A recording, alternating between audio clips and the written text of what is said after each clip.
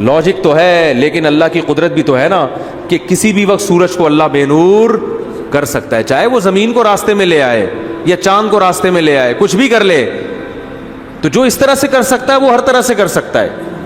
تو یہ اللہ کی قدرت ہے. زمین میں بڑے بڑے تصرفات ہوتے رہتے ہیں، ہوتے رہیں گے، تو کچھ بھی حادثہ زمین میں ہو سکتا ہے. یہ چھوٹا واقعہ نہیں ہے. اس کا مطلب اس کائنات کو اللہ نے ایسے نظاموں پہ چلایا ہے کہ یہاں معمول سے ہٹ کے واقعات ہو سکتے ہیں، اور معمول سے جب آپ ہٹو گے تو یہ چھوٹے واقعے بھی انسان کے لیے بڑی تباہی کا ذریعہ بن جاتے ہیں. کہ رات کو سوئے صبح اٹھے تو بندر کی شکل کے بن گئے، سور کی شکل کے بن گئے. یہ تو خالص عذاب ہے نا، یہ تو ممکن نہیں ہے، پاسبل نہیں ہے، لیکن ایسا ہوگا. اللہ ہم سب کو بچا کے رکھے. فرمایا خسفن، زمین میں لوگ دھسیں گے بھی، حالانکہ زلزلے کی کوئی وجہ بولو بھائی نہیں. جیسے قارون زمین میں دھس گیا تھا، کوئی وجہ تھوڑی تھی. حضرت موسیٰ نے ہاتھ اٹھا کے قارون کے خلاف بد دعا کی ہے، وہ اسی وقت زمین میں دھسنا شروع، زمین پھٹی ہے، اس کو نگلنا شروع کر دیا زمین میں.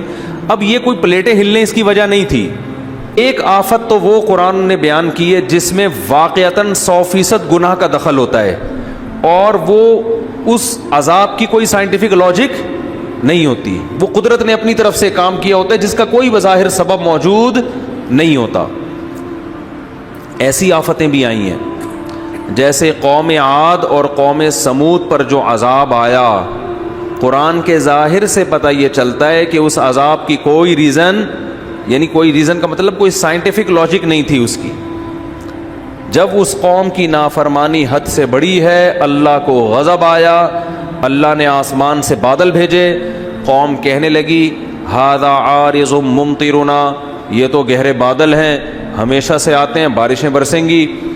ان کے پیغمبر نے کہا بل ہوا مستعجلتم بہ، اس سے بارش نہیں برسے گی، اس دفعہ اس بادل سے کیا برسے گا؟